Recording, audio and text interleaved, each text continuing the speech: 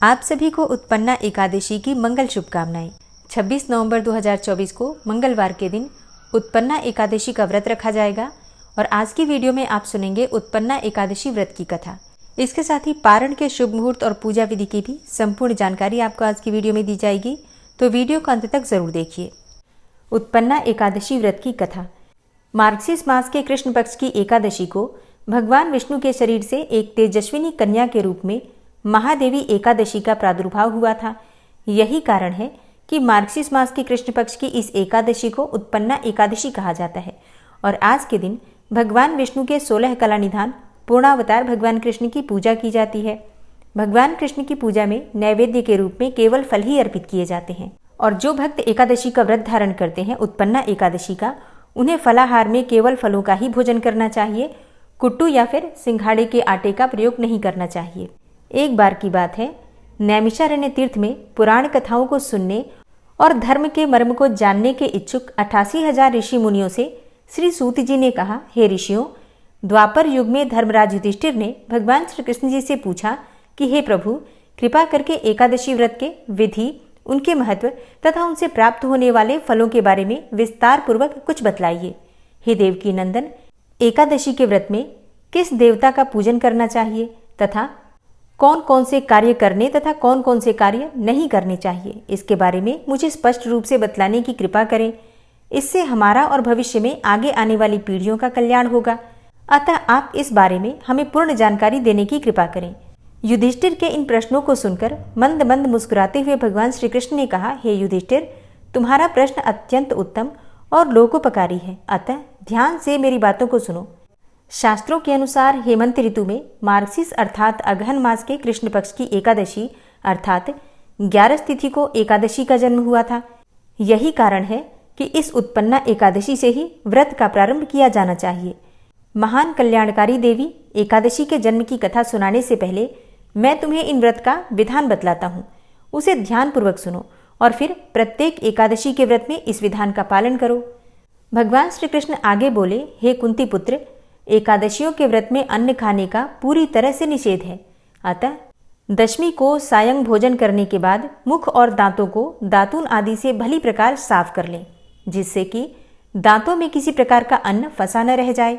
रात्रि में कुछ भी खाना पीना नहीं चाहिए और अधिक बोलना तथा स्त्री प्रसंग भी वर्जित है। एकादशी को प्रातःकाल 4 बजे उठकर सर्वप्रथम व्रत का संकल्प करें। संकल्प वाक्य इस प्रकार है, अमुक संवत्सरे, पहले संवत्सर का नाम ले, मार्गशीर्ष मासे कृष्ण पक्षे पुण्यदायिनी एकादशी तिथौ अमुक वासरे, जो वार का नाम हो, अमुक गोत्रोत्पन्नो, अपने गोत्र का नाम लीजिए, अमुक नामनो हम, अपने नाम का उच्चारण करने के पश्चात ब्राह्मण को शर्मा हम, क्षत्रिय को वर्मा हम, वैश्य को गुप्तो हम और शूद्र को दासो अहम कहना चाहिए। सकल जन्म जन्मांतर अर्जित पापानि तेषाम शमनार्थम एकादशी व्रतम हम करिष्ये, अर्थात जन्म जन्मांतर के अर्जित किए हुए पापों से मुक्ति के लिए एकादशी व्रत का पालन मैं कर रहा हूँ या फिर कर रही हूँ। इस प्रकार से व्रत का संकल्प लेना चाहिए। इसके बाद शौच आदि से निवृत्त होकर नदी, तालाब, बावड़ी अथवा कुएं पर जाकर नित्य क्रियाओं से निवृत्त होकर व्रत करने वाले को स्नान करना चाहिए। यह एकादशी का पवित्र व्रत चोर, पाखंडी, परनारीगामी, निंदक, मिथ्याभाषी और किसी भी पाप करने वाले पुरुष व स्त्री को नहीं करना चाहिए और न ही एकादशी व्रत करने वालों को ऊपर बताए दुर्गुणों वाले व्यक्तियों से बात ही करनी चाहिए। यदि भूल से ऐसे लोगों से वार्तालाप हो भी जाए तो प्रायश्चित के रूप में भगवान सूर्यदेव का दर्शन करने से समस्त पाप दूर हो जाता है। स्नानोपरांत धूप, दीप, नैवेद्य आदि 16 वस्तुओं से श्री विष्णु भगवान का पूजन करें और रात्रि को दीपदान करें। यह श्रेष्ठ कर्म सच्चे हृदय से भक्ति तथा श्रद्धा से युक्त होकर करना चाहिए। रात्रि में सोना तथा स्त्री प्रसंग करना वर्जित है। एकादशी की समस्त रात्रि भजन कीर्तन करना चाहिए और मनन करना चाहिए, सत्संग करना चाहिए। पहले कभी जाने या अनजाने में जो भी पाप हुए हैं उनके लिए प्रभु से क्षमा प्रार्थना करनी चाहिए। गुणी और धर्मात्मा स्त्री पुरुषों को चाहिए कि कृष्ण पक्ष तथा शुक्ल पक्ष दोनों ही पक्षों की एकादशियों को समान समझें। इस विधि से एकादशी व्रत करने वाले भाग्यशाली पुरुष व स्त्री मन चाहा फल प्राप्त करते हैं। शंखोधार तीर्थ में स्नान करने के पश्चात श्री भगवान विष्णु के दर्शन करने से जो फल प्राप्त होता है वो एकादशी व्रत के 16वें भाग के समान भी नहीं होता। ऐसा शास्त्रों का मत है। व्यतिपात के दिन दान करने से लाख और संक्रांति में दान करने के पुण्य से 4 लाख गुना पुण्य फल एकादशी व्रत से प्राप्त हो जाता है। सूर्य ग्रहण और चंद्र ग्रहण में कुरुक्षेत्र में स्नान करने से जो फल प्राप्त होता है वही फल एकादशी के व्रत से प्राप्त होता है। अश्वमेघ यज्ञ करने 1000 तपस्वियों को 60 वर्ष तक भोजन कराने तथा पंडितों और ब्रह्मचारियों को भोजन कराने से भी 1000 गुना पुण्यफल अधिक प्राप्त होता है कन्यादान करने से और भूमि दान करने से, और उससे भी 100 गुना पुण्य विद्यादान करने से प्राप्त होता है, और विद्यादान से भी 100 गुना पुण्य भूखों को भोजन कराने से प्राप्त हो जाता है। अन्नदान से ही देवता और पितर दोनों ही तृप्त होते हैं, पर एकादशी के व्रत का पुण्य तो उससे भी बढ़कर है। 1000 यज्ञों से भी अधिक एकादशी के व्रत का पुण्य होता है। एकादशी के व्रत का प्रभाव देवताओं को भी दुर्लभ है। रात्रि को जो प्राणी भोजन करते हैं उन्हें एकादशी व्रत का आधा फल प्राप्त होता है, तथा दिन में जो एक बार भोजन करते हैं उसको भी आधा फल प्राप्त होता है। परंतु निर्जल व्रत रखने वाले को जो पुण्य फल प्राप्त होता है उसका वर्णन करने में देवता भी असमर्थ हैं। भगवान श्री कृष्ण के मुख से ये सब बातें सुनकर धर्मराज युधिष्ठिर हाथ जोड़कर बोले, हे भगवान, आप तो हजारों यज्ञ तथा लाख गौदान से भी एकादशी व्रत का महात्म्य बता रहे हैं। सो प्रभु, अब यह भी बताने की कृपा कीजिए कि यह तिथि सब तिथियों से उत्तम क्यों मानी जाती है। इसको जानने की मेरी बड़ी अभिलाषा है। युधिष्ठिर की बातें सुनकर भगवान श्री कृष्ण बोले, हे युधिष्ठिर, सत्ययुग में मुर नाम का एक भयंकर दैत्य था। वो बड़ा बलशाली और भयानक था। उस भयानक और प्रचंड शक्तिशाली दैत्य ने इंद्र, आदित्य, वसु, वायु, अग्नि आदि समस्त देवताओं को पराजित करके स्वर्ग से भगा दिया। तब इंद्र सहित सब देवताओं ने भयभीत होकर के भगवान उमापति भोले शंकर को अपने दुखों का कारण और उस भयानक दैत्य का वृतांत कह सुनाया। फिर देवता हाथ जोड़कर बोले, हे कैलाशवासी, हे अविनाशी, मुर दैत्य के भय से भयभीत होकर समस्त देवी देवता बेचैन हुए मृत्युलोक में मारे मारे फिर रहे हैं। समस्त सुर समाज को बेचैन देखकर और उनकी अनन्य विनय सुनकर भगवान भोले भंडारी बोले, हे देवताओं, तीनों लोगों के स्वामी और भक्तों के समस्त दुखों का विनाश करने वाले भगवान विष्णु की शरण में जाओ, वे ही तुम्हारे इस महान कष्ट का निवारण करेंगे। भगवान शिव जी की ये बात सुनकर इंद्र आदि सब देवता एकत्रित होकर क्षीर सागर, जहाँ शेषनाग की शैया पर भगवान कमलापति विश्राम कर रहे थे, शयन कर रहे थे, जा पहुंचे। वहां पहुंचकर भगवान विष्णु को सोते देखकर सभी देवता हाथ जोड़कर और नतमस्तक होकर स्तुति और विनती करने लगे। देवताओं ने कहा, हे शंख चक्र गदा पद्म तथा वनमालाओं से अलंकृत देवाधिदेव, हे देवताओं द्वारा स्तुति करने योग्य आपको कोटान कोटि प्रणाम है। हे सुर, नर, मुनि और जन की रक्षा करने वाले महाप्रभु, आपको बारंबार नमस्कार है। हे दया के धाम प्रभु, आप हमारी रक्षा कीजिए। दैत्यों से भयभीत होकर हम आपकी शरण में आए हैं। आप ही इस समस्त ब्रह्मांड के कर्ता, धर्ता और माता पिता हैं। आप ही उत्पत्ति और पालन करता तथा संहार करने वाले और सबको शांति प्रदान करने वाले हैं। आकाश और पाताल भी आप ही हैं।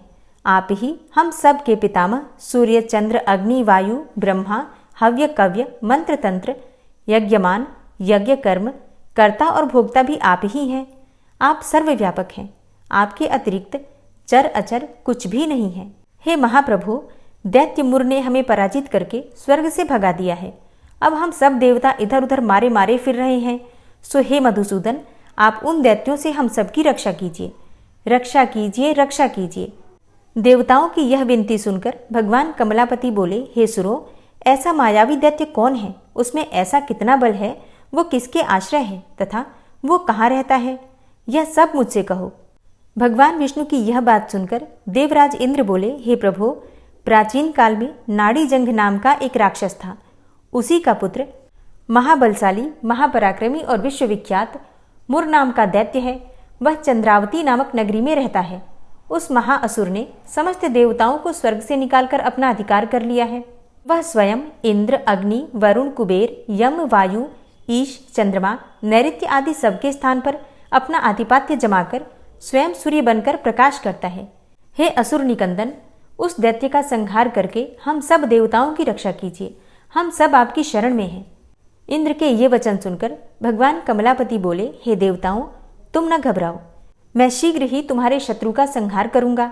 तुम सब अब चंद्रावती नगर को चलो। समस्त देवताओं सहित भगवान विष्णु भी चंद्रावती नगरी को चल दिए। उस समय दैत्यराज मुर दैत्य सेना सहित युद्ध भूमि में बड़े अभिमान से गरज रहा था। उस महादैत्य की घोर गर्जना को सुनकर सब देवता भयभीत होकर चारों दिशाओं में भाग खड़े हुए। ये देखकर स्वयं भगवान विष्णु रणभूमि में पहुंच गए। भगवान कमलापति को रणभूमि में देखकर दैत्य दल ने नाना प्रकार के अस्त्रों शस्त्रों से भगवान विष्णु पर प्रहार किया। भगवान ने यह देखकर अपने तीखे बाण छोड़े, जो नागों की तरह से लहराते हुए जाकर दैत्यों के अंगों को बीधने लगे। सभी दैत्य उनके हाथों से मारे गए। केवल दैत्यराज मुर ही जीवित बचा था। दैत्यराज मुर अविचल भाव से भगवान के साथ युद्ध करता रहा। ये देखकर सुर समाज अत्यंत बेचैन होने लगा। भगवान जो भी तीक्ष्ण बाण उसके शरीर में मारते थे वे उसके अंगों में पुष्पों के समान लगते थे। शस्त्रों से उस महादैत्य का शरीर छिन्न भिन्न हो गया था, परंतु वो फिर भी युद्ध करता रहा। तत्पश्चात भगवान और दैत्य का मल्ल युद्ध होने लगा। इस प्रकार 10,000 वर्ष तक दोनों का ही युद्ध हुआ, परंतु वो महाबली दैत्य फिर भी पराजित नहीं हुआ। तब भगवान उस मुर दैत्य से लड़ते लड़ते थक करके बद्रिकाश्रम को चले गए। वहां पर हेमवती नाम की एक सुंदर गुफा थी। विष्णु भगवान उस गुफा में विश्राम करने लगे। वह गुफा 12 योजन लंबी थी और उसका एक ही द्वार था। दैत्यराज मुर भी भगवान का पीछा करते हुए उस गुफा में पहुंच गया। वह दैत्य भगवान विष्णु को सोया देखकर उन्हें मारने के लिए उद्यत हुआ। वो अभी मारने का प्रयत्न कर ही रहा था कि उसी क्षण भगवान विष्णु के शरीर से एक अति तेजस्वी तथा अत्यंत प्रभावशाली कन्या अस्त्र शस्त्र धारण किए हुए उत्पन्न हुई। उस कन्या के बल पराक्रम को देखकर आश्चर्यान्वित होकर मुर उसके साथ युद्ध करने लगा। उस कन्या के युद्ध कौशल, पराक्रम तथा वीरता को देखकर दैत्य ने विचार किया कि इस कन्या को इतना भयानक युद्ध करना किसने सिखाया है? ये तो बड़ा भयंकर युद्ध करती है। वो अभी विचार कर ही रहा था कि उस प्रभावशाली देवी ने एक ऐसा बाण मारा कि दैत्यराज मुर का रथ टूटकर चूर चूर हो गया। देवी ने उसके अस्त्र शस्त्रों को काटकर टुकड़े टुकड़े कर दिए। अब वह भयानक दैत्यराज मुर मल्ल युद्ध करने लगा, परंतु देवी ने धक्का मारकर उसे मूर्छित कर दिया। जब वो दैत्य मूर्छा से जागा तो उस कन्या ने उसका सिर काट डाला। फिर इस प्रकार से दैत्य तो पृथ्वी पर गिरकर मृत्यु को प्राप्त हुआ और बाकी के दैत्य भयभीत होकर पाताल लोक को भाग गए। जब भगवान विष्णु की निंद्रा टूटी तो उन्होंने मुर दैत्य के कटे हुए सिर तथा दोनों हाथ जोड़कर खड़ी हुई एक कन्या को देखा। तब भगवान उस कन्या से पूछने लगे कि हे देवी, जिस दैत्य के भय से इंद्रादिक सब देवता भयभीत होकर स्वर्ग को छोड़कर भाग गए थे, उसको किसने मारा है? वह कन्या कहने लगी, भगवान, जब आप निंद्रा में थे तब वह दैत्य आपको मारने के लिए उद्यत हुआ था। उस समय आपके शरीर से उत्पन्न होकर मैंने ही इस दैत्य का वध किया है। यह सुनकर भगवान बोले, हे देवी, तुमने इस दैत्य को मारकर देवताओं का महान उपकार किया है, अतः तुम इच्छानुसार वर मांगो। तब वह देवी बोली, भगवान, यदि आप मुझको वरदान देना ही चाहते हैं तो यह दीजिए कि जो मेरा व्रत करे उसके सब पाप नष्ट हो जाएं और वह अंत में मोक्ष को प्राप्त करे। रात्रि को भोजन करने वाले को आधा फल और एक बार भोजन करे उसको भी आधा फल प्राप्त हो। जो मनुष्य भक्तिपूर्वक मेरे व्रत को करे वह निश्चय ही आपके लोक को प्राप्त हो, और जो कोई मेरे व्रत में एक बार भी भोजन न करे उसको धर्म, धन और मुक्ति सभी चीजें प्राप्त हो। भगवान ने कहा, हे कल्याणी, ऐसा ही होगा। मेरे और तुम्हारे भक्त एक ही होंगे और वे जीवन में सभी सुखों को प्राप्त करेंगे तथा अंत में मेरे लोक को प्राप्त होंगे।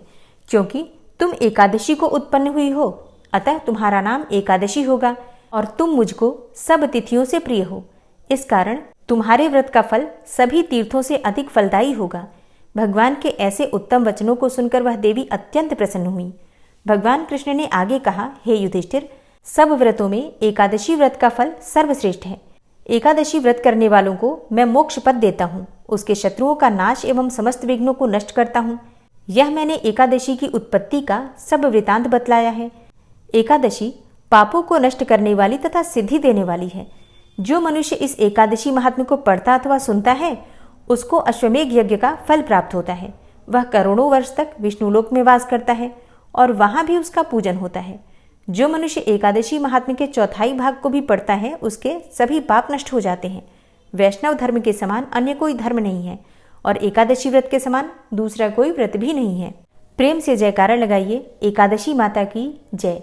भगवान श्री विष्णु की जय। जय जय श्री कृष्णा, जय श्री राधे। मार्गशीर्ष मास की कृष्ण पक्ष की एकादशी तिथि प्रारंभ हो रही है 26 नवंबर को प्रातःकाल 1:02 पर और एकादशी तिथि समाप्त हो रही है 27 नवंबर को सुबह 3:47 पर।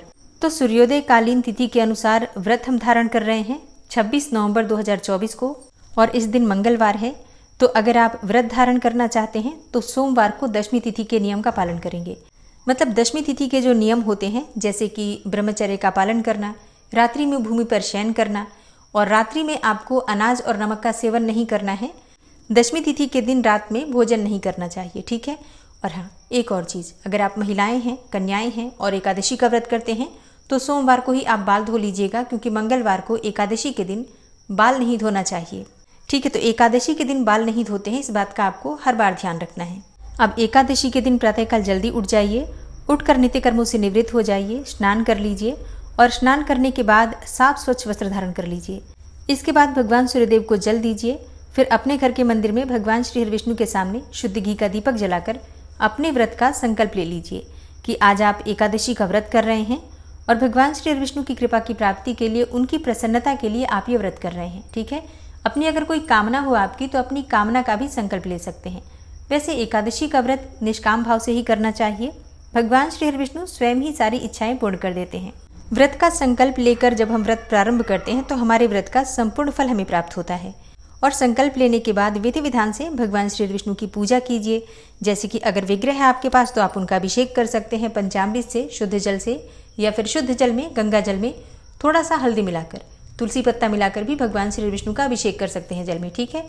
इसके बाद उन्हें पीले वस्त्र अर्पित कीजिए, पीले चंदन से उनका श्रृंगार कीजिए। फिर विधि विधान से धूप, दीप, पुष्प इत्यादि अर्पित करके भगवान श्री हरि विष्णु की पूजा कीजिए। भगवान श्री हरि विष्णु और माता लक्ष्मी की संयुक्त रूप से एकादशी के दिन पूजा करने से किसी भी प्रकार की आपकी कामना हो पूर्ण हो जाती है। एकादशी के दिन भगवान श्री हरि विष्णु को पीले पुष्प और पीले फल अर्पित करने से किसी भी प्रकार की परेशानी से आपको मुक्ति मिल जाती है। पूजा करते समय ओम नमो भगवते वासुदेवाय नमः इस मंत्र का कम से कम 108 बार जप करना चाहिए। इसके अलावा आप चाहें तो भगवत गीता का पाठ कर सकते हैं, विष्णु सहस्त्रनाम का पाठ कर सकते हैं, गजेंद्र मोक्ष का पाठ कर सकते हैं और इसके बाद भगवान की आरती कर लीजिए। दिन भर आपको व्रत रहना होता है। व्रत आप निर्जल भी धारण कर सकते हैं, चाहे तो फलाहार के द्वारा भी कर सकते हैं। अगर आप फलाहार से ये व्रत करते हैं तो फल में आप कोई सा भी फल खा सकते हैं, दूध पी सकते हैं, जूस पी सकते हैं। और फिर शाम को विशेष रूप से भगवान श्री विष्णु की पूजा की जाती है। तो शाम को शुद्ध हो जाइए, स्नान करके या फिर हाथ पाँव मुँह धोकर वस्त्र बदलकर और भगवान श्री विष्णु के सामने शुद्ध घी का एक अखंड दीप प्रज्वलित कीजिए, जो कि पूरी रात्रि जलता रहे। इसके बाद विधि विधान से भगवान श्री विष्णु की पूजा कीजिए, मंत्रों का जप कीजिए। जितना भी हो सके रात्रि में जागरण करना चाहिए, भजन कीर्तन करना चाहिए।